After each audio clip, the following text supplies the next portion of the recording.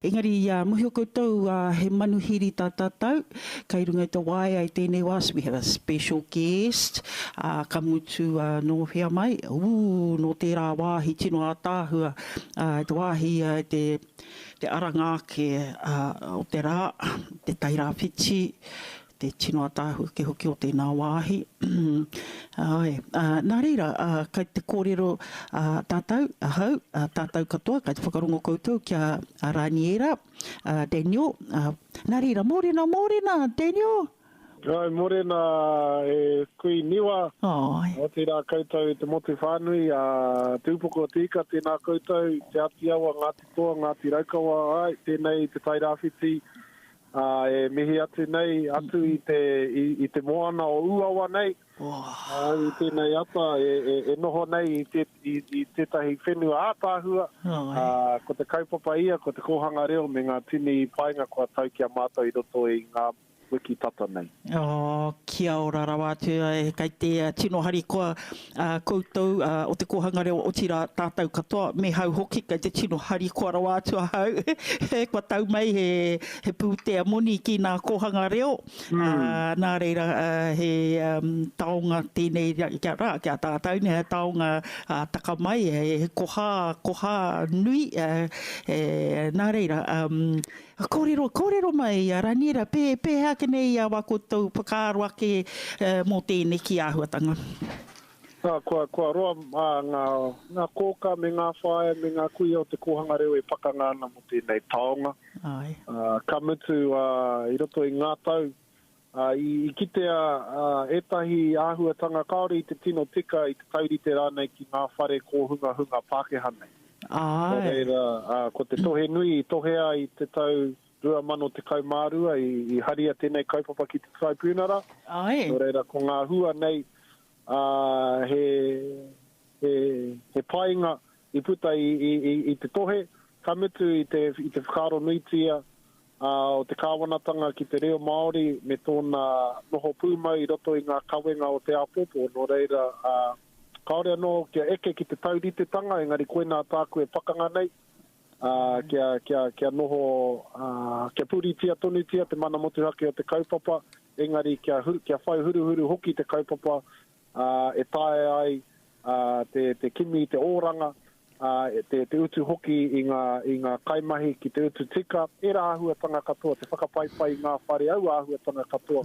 Engari me kaua e ware, kaua mā te moni a Neke tēnei kaupapa, o tira ngā kaupapa e whakaora, engari mā te tangata kē tēnā. Ko tā te moni he kuhu mai, he mahi tāna mahi, he hoko tapu, e tae ai te whakatutuki i ngā moe a. Nō reira, ko kei reira ngā whakaaro i tēnei wā meaku mihi, ki ngā kōka me ngā kuia o roto i te Upoko te ika. Kei reira hoki tō mātou tari matua, kei reira hoki a kui eritana, e noho ana, e whakarotia, tonutia ana, tau tērā māraikura o te tairāwhiti, o tira o te motu whānui, i tēnei haora, i te whakaro o te whakapuare i o mātou whare, ko eke nei ki tērā taumata tuarua, ko puare ngā kohanga anō me te pai hoki. Ka tino hari koa rawa atu te ngā kau ki te rongo ke i o kōrero, tuku kōrero mō te āhuatanga ki te hiki ake o tātou Kõhanga Reo, kua tai ki te wā kia tau mai ki kona.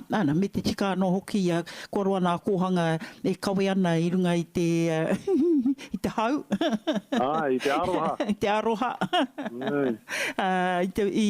I te maumahara tonu anō hau i au e noha nei roto o taupō nui atia i te tau waru te kau rua toru nei pēr te tau.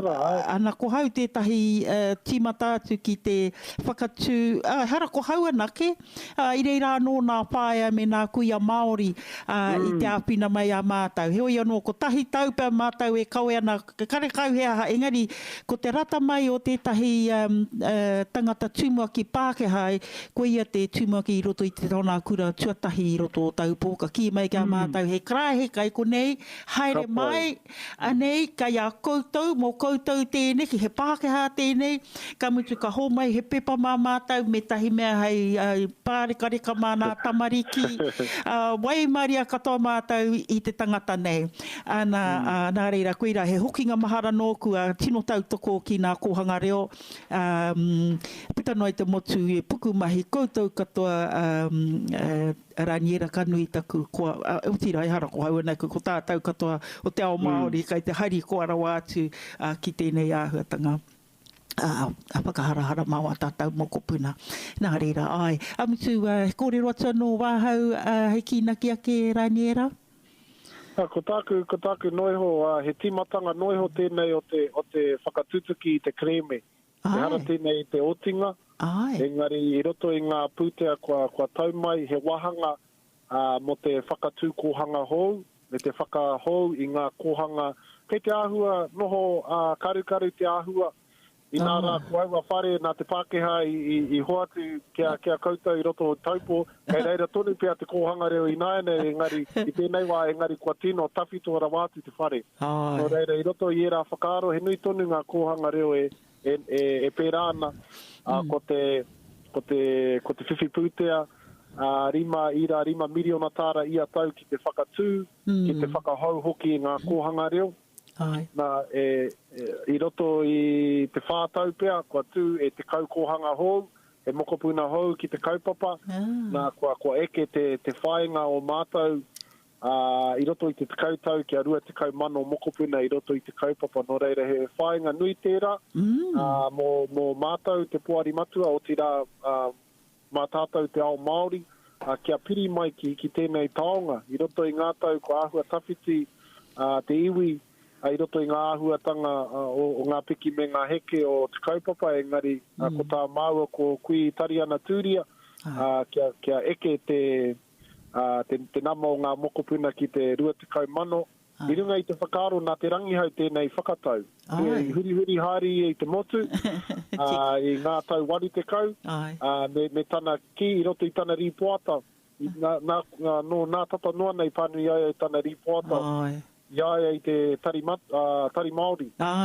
Pana ki te rua te kau mokopuna, rua te kau mano mokopuna I te Kõhanga Reo, kua pūmau te reo I tēnei whenua. No reira, koe nā tā mātou e whai nei, kia eke ki taua nama, engari kia kaua eke noiho he nama, engari kia kaunga hoki te hua mai. No reira, kei reira ngā whakaaro I tēnei wā, me mihi hoki te rāreanga, te rangi hau, a tā hēmi, aotira te atairangi kahu rātau katoa, I horapa I tēnei taonga, engari ko te āpopo, kei ngā ringaringa o ngā manu pīrere, I tipu mai I roto I te kaupapa, no reira, me hoki mai te rāhunga ki te whakapakari anō I te taonga, nā te taonga hoki rātau I whakapakeke, I mori I poi. No reira, koe, kei konei, aku whakaaro o tira aku kōrero I tēnei rā, me aku mihi kia koutou katoa. Te atāhua hoki o tuku kōrero I tēnei ata, kua pupu katoa ke te ngākau me te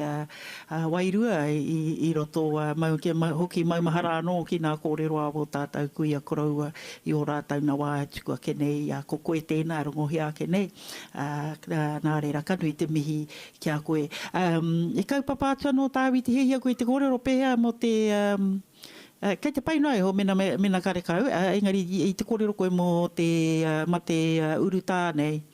Ai, I roto I ngā marama tata ko tātou katoa I noho puku I o tātou kāinga I noho rāhui. I tēnei mate pōrangi nei, mate whakapōrearea I a tātou tikanga. Kamutu I rongo hoki mātou te Kõhanga Reo I te ngau o te matera, te mate uruta. No reira, I roto I te kaupapa, he nui tonu ngā kuia, ngā pakeke I te kaupapa, no reira, I kaha mātou te whakarite rautaki, he tiaki I aua pakeke, ko rātou hoki, te hunga ka noho mōrearea I roto I te matera, ki te uru ki ngā kohanga, ko ngā tino taonga, ko ngā pakeke ko rātou pia ka rongo I te ngau kino, no reira. I āta kuhu mātou, I āta tūwhera anō o mātou kuaha, kia mōhio pai mātou, mōhio rawa mātou, e noho haumaru ana, te tai au I mua I te whakatuwhera nā me te kite, me taku pānui ia te rā, ko tahi pēr kare rānei, he tangata kua whakawhiwhia ki tēnei māwiwi, kua he rongo pai I nā hoki, e noho haumari ana o tātou pakeke I roto I ngā Kõhanga Reo. Engari, wai ka hua, wai ka mōhio, ka ahu pēhea, te ngangara nei, engari, e whakarotia ana ngā pakeke I roto I ngā whakatau a te Kõhanga Reo. O tira te whānau whānui, I roto I ngā whakahaere, kia noho haumari wai tēnei kaupapa me ngā tino taonga, ngā pakeke me ngā mokopuna. Ka tika o kōrero. Tautoko rawa atu, katoa atu ana, ko tātou e manaaki koutou, e manaaki nā I o tātou mōrehu kuia koroua.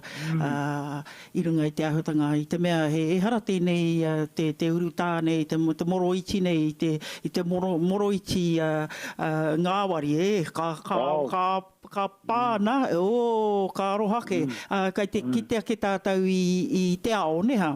Ahua wai maria tātou nā te mea, tere no tātou ki te ahua paita tātou neke haere, ko ngā iwi Māori tāku e kite ake nei, e maupū ana, e ū ana ki te karapoti, ki te tiaki, ki te manaaki, I ngā hapori Māori, ngā marae, I watatau mokopuna, tamariki, ngā wāhi katoa, me ngā huarahi, kia kaua tukuna atu nā te hunga karore haere, mo te hara te take, whanai atu e tērā iwi, Tachero tautoko rawa atu nei au, ki wera kōrero. Nā reira, kanui te mihi ki kia koe hoki me wo kōrero tino papai. Tuku mai nei, ki runga I tō tātou, tō koutou reo irirangi Māori a te Upoko. Mehe mea I te wāte anō koe, kene ka wai atu anau ki au koe ki te kōre tāua, ki te kōrero rero, te reka hoki o te reo tō tātou reo I runga I te Upoko o te ika I tō reo. Nā reira, kanui tā mātou mihi atu o te Upoko kia koe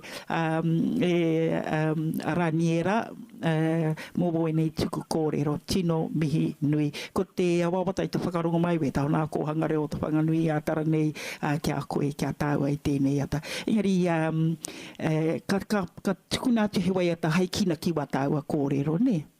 Ka pai, hei ko nā mai. Kia raro atu, kia pai tō rā.